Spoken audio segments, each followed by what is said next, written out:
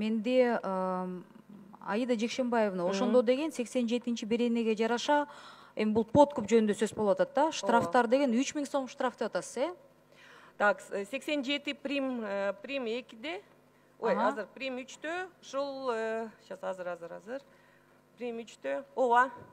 Бул шайлоочуга тиешелүү эгер шайлоочу добушун сатты деген маалымат келгендеби же по факту кармалгандабы же бул кандай? Далилдөөсү кандай болот?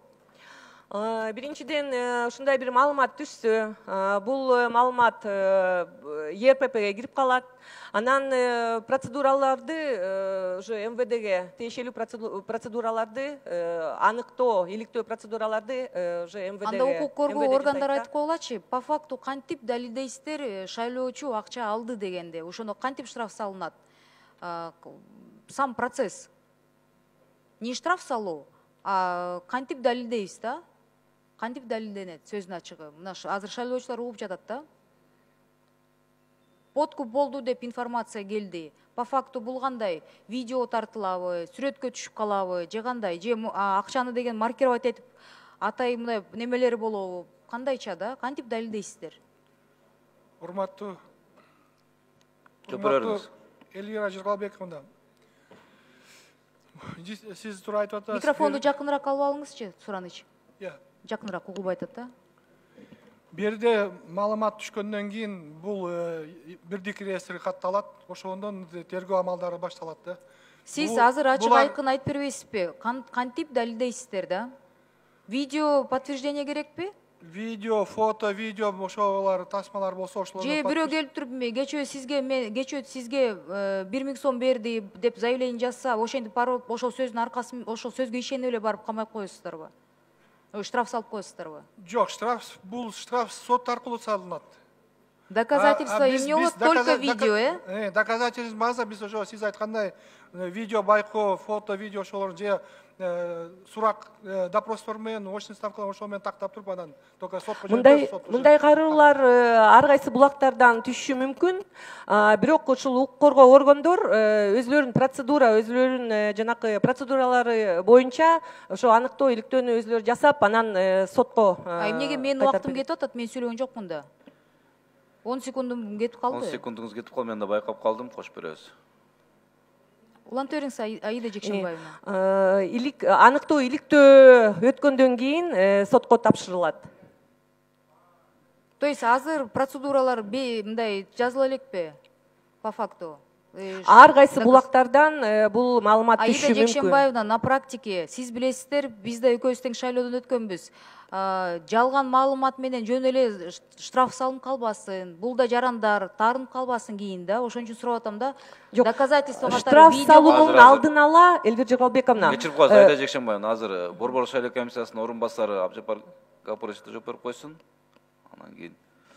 Рахмат, Эльвира Жыргалбековна, бул ар бир аймактык шайлоо комиссиясынын алдында ыкчам чара көрүү топтору түзүлөт. Атайын топтор түзүлөт. Мыйзамга өзүңүздөр билгендей өзгөртүү ушундай кирген. Ал ыкчам чара көрүү тобунун курамына укук коргоо органдарынын кызматкерлери кирет, оперативдүү кызматкерлер, тергөөчүлөрдөн ушундай атайын топ түзүлөт да, алар тарабынан шайлоо комиссиянын мүчөлөрү, журналисттер, коомчулуктан ушундай ыкчам чара көрүү тобу түзүлөт дагы. Ошолор аркылуу ал далилдерди чогултуп, фиксировать этилип, анан керектүү уполномоченный органдарга берилет. Анда сизге суроо да, мына Ошто бир үйдө 1000 киши катталды деген маалыматтан кийин эмне болду? Ким жоопкерчиликке тартылды? Прокурордун орун басары жооп берейин дейт. Саламатсыздар, урматтуу депутаттар, урматтуу Мелани Сакбекович, урматтуу Эльвира Жыргалбековна, сиздин суроого жооп берейин. Өзүңөр билгендей, буга чейин массалык маалымат каражаттарында макалалар чыккан. Сиз Ош шаарын сурап атасыз, Ош шаары боюнча массалык каттоо, жарандарды массалык түрдө каттоо жүрүп жатат деп. Ал боюнча биз прокуратура органдары тийиштүү текшерүү иштерин жүргүздүк. Мамлекеттик каттоо кызматында отдел паспортизации и регистрации населения деп коет. Ал жакта текшерүү жүргүзгөндө действительно сиз айткандай фактылар катталды. Ал мыйзам бузуучулуктар. Ал боюнча Кыргыз Республикасынын жазык кодексинин 320 статьясы менен материалдар РПП катталды. Азыр тергөө аракеттери жүрүп жатат.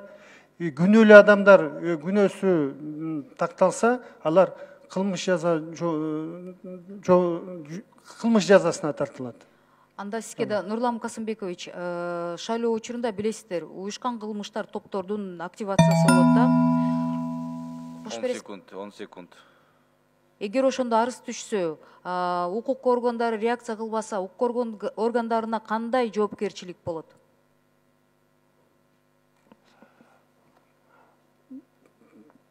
Реакция болот да, шайлоо мыйзамдарына жазылып турат да, кандай арыз түшсө, кандай эмне иш кылыш керек. Реакция болот сөзсүз түрдө. Кандай жоопкерчиликке тартылат эгер реакция кылынбаса? Эгерде анын шарты кандай болот, обстоятельства какие, ошого жараша болот да. Мисалы, мен арызданып, бирок вообще реакция кылбай барбай койду. Кандай жоопкерчилик болот?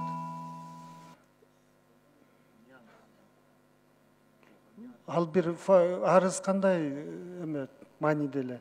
10 секунд берип коюңуздар. Жана да эгер уюшкан кылмыш топтору мени кандидат катары коркутса, мен бирок деген арыздансам, милиция реакция кылбаса, прокуратура реакция кылбаса, жоопкерчилик кандай аларда болот? Ал факты боюнча сөзсүз түрдө служебный расследование жүргүзүлөт, анын жыйынтыгы менен чечим кабыл алынат. Жоопкерчилик кандай болот? Служебный расследование жыйынтыгы боюнча аныкталат да. Мыйзамда каралгандай, за действие, бездействие жоопкерчиликтер бар да, ошону айтып атат да. Кылмыш. Может дисциплинарное наказание, может уголовное наказание. Тут, да. Рахмат. Кезектеги сөз.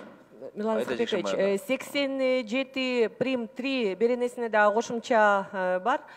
Бул эскертүү, ушул беренеде каралган жосумду жасаган адам, эгерде бул адам шайлоо укугун ишке ашырууга акча каражаттары жана материалдык баалуулуктар таратылган жөнүндө өз ыктыяры менен билдирсе, жоопкерчиликтен бошотулат. Биз ушундай дагы эскертүү киргизип атабыз, бул 87 прим 3 беренесине.